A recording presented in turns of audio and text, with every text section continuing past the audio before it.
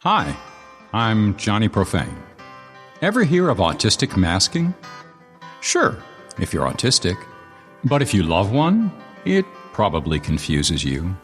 If you work with some, you see it every day and don't know it. But if you're wondering if you are autistic, well, this is going to sound strangely familiar and revealing. Autistic as Fuck Out Loud. Episode 6. Autistic Masking as Performance Art. Real talk, some weird. We're coloring outside the lines of textbook autism into related, unexplained mental phenomena. But I suspect you'll find some confirmation and relief here that you may want to share with someone you know. Who cares?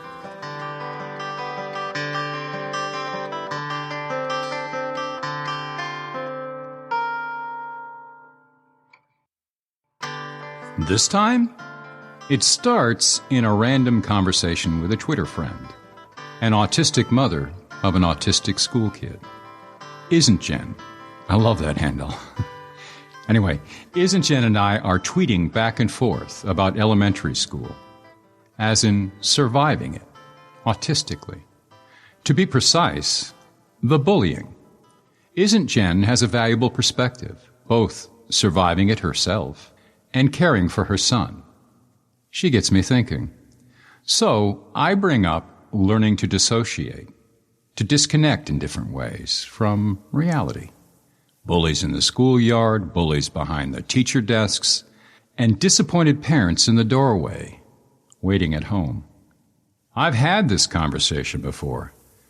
I've heard a dozen different names for it, from dozens of different autists. Numbing out, tuning out, shutting down, putting on blinders, spacing out, sometimes mentioned along with masking. I suspect many of us dissociate.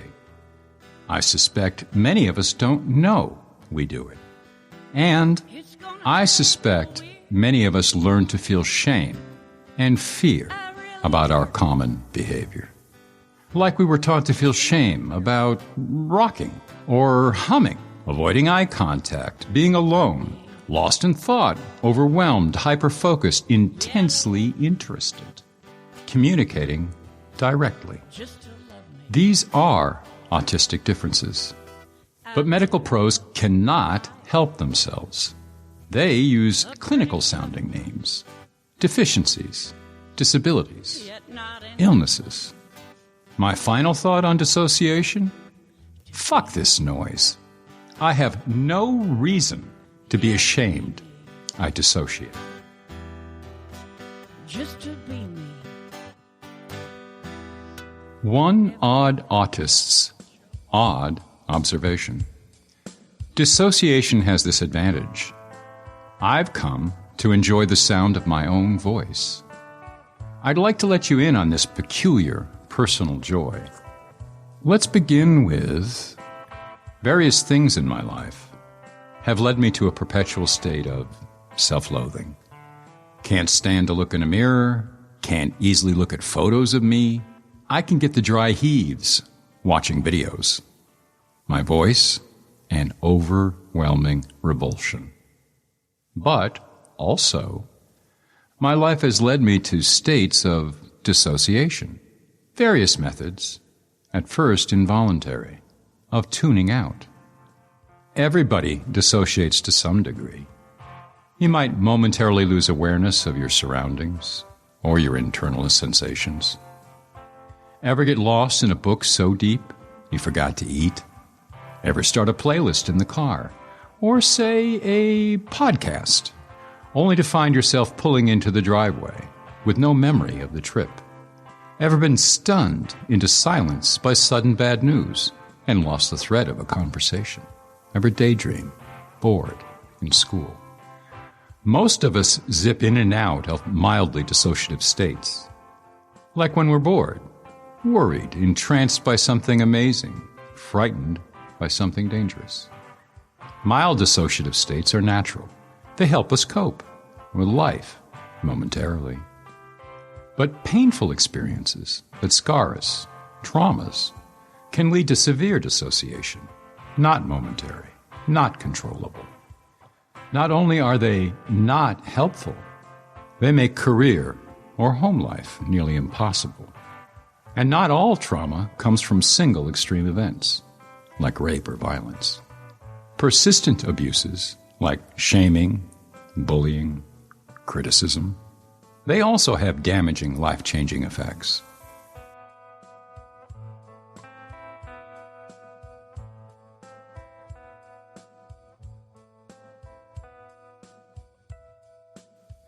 Psychological dissociation shows up in 5 shapes. Gaps in time. In the lingo, amnesia. Feeling disconnected from body, thoughts, emotions. Depersonalization. Disconnected from your surroundings. Derealization. Separated from parts of yourself, hearing internal voices. Identity alteration. Confusion about who you are. Identity confusion. Some folks, like me, experience mysteries, such as not knowing where you've been the last few hours, instead of making that mission-critical business meeting. Sudden snappings back to consciousness, cruising 75 miles an hour. Startled, you're an hour past your home exit with no memory of how you got there. Spending 2nd and 3rd grades in detailed fantasies of your homeworld, Krypton. And actually being Superboy, thinking, if my classmates only knew, until a teacher's anger crash lands you back on Earth. Hearing words echo in the room, only to realize they are in your voice. Watching events unfold as if done to somebody else, or by somebody else.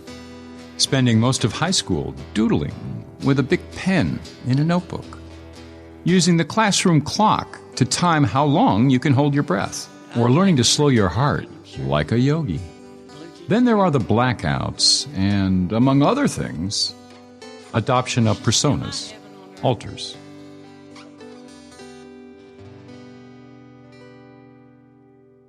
Besides autism spectrum disorder, we are frequently diagnosed with extramental or personality conditions, comorbidities, that may be influenced by being autistic. One of mine, dissociative disorder, not otherwise specified. Now renamed unspecified dissociative disorder, for some reason. The psychiatrist issuing it told me that I met the old criteria for multiple personalities, but added that the diagnosis was no longer in fashion that year. But part of my experience doesn't fit multiple personalities. I had a rather thin, high, flat voice as a kid, until I practiced in front of my bathroom mirror the bored, sarcastic sneer of one Jeffrey D., a popular wise guy in 7th grade. I mimicked the booming lumberjack laugh of my inspiring high school music teacher, Mr. Freeman. By the end of college, I almost sounded natural.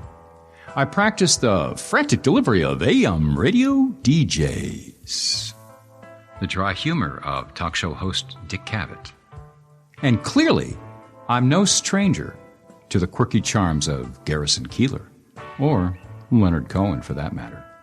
I can tell you honestly, I both remember practicing voices, and at the same time, I can tell you this was not a conscious process. Somehow, it was automatic. I think of my 1-year-old grandson discovering his body, his voice, by mimicking me.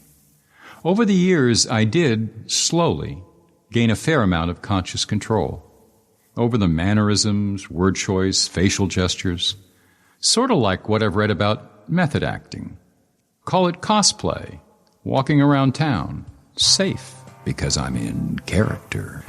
I actually dress like the pretend rock star I, pretend to be. Black clothes, black sunglasses, mohawk, approaching 70. Even if I have forgotten from time to time that I am in character for long periods, months, years, a decade or two. I suspect it's just me masking as an autistic person. just as many autistic folks report not realizing before diagnosis that they had masked their entire life, mimicking and adopting character traits that let them pass as normal, neurotypical. Many, like me, actually rehearsing in the mirror without realizing it was different. I've come to think I have a wardrobe full of masks. Maybe others do too, and I just haven't gotten the memo yet. 70 years of masking. I'm still not sure what's mask and what's flesh.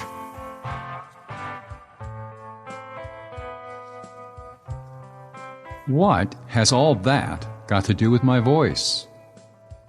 My voice in real life tends to be stagey, as if I'm a character on TV, or a professor giving a lecture, or talk show host. You know, false. Just today, my wife said she wished you guys could hear my real, natural, relaxed voice.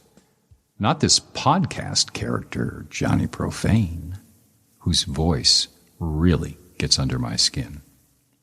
But here's the deal. Over the years since late diagnosis of autism at 63, I've given myself permission to talk out loud to myself and answer back. Something I was shamed out of as a child, at home, in school.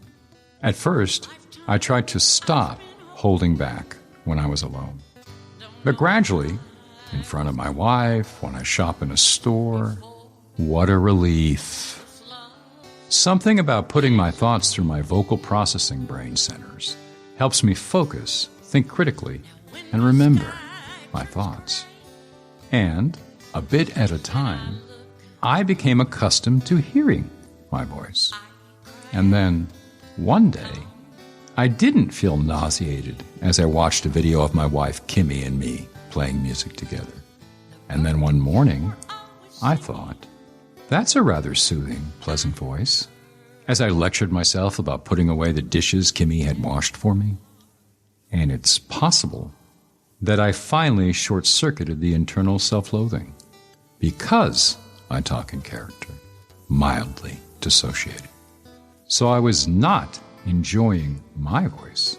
That's forbidden to this self-loather. I was enjoying his voice, which is permitted. And then I began enjoying my voice.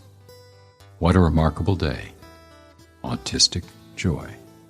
Me and my dissociation, we earned it together. The magic in your touch. A special shout out to Isn't Jen for her insight and inspiration. Her Twitter feed is worth checking out. I love ferocious autistic moms who guard their autistic kids like tigresses. Don't you? Each episode, I answer one personal question. Here we go. Yes, I have a lot of passions, what pros call special interests. Many autists make careers of them, but mine come in seasons. All I can do is eat, sleep, and talk about painting for about 3 months. Then I'm writing poetry or lyrics non-stop for about 3 months.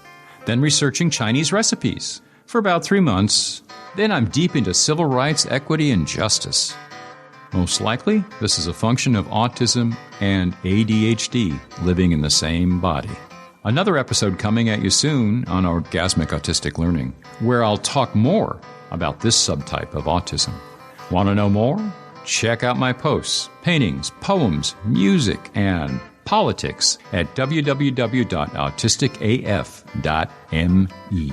And if you enjoyed this episode, please share it on social media, or better yet, send it directly to a friend.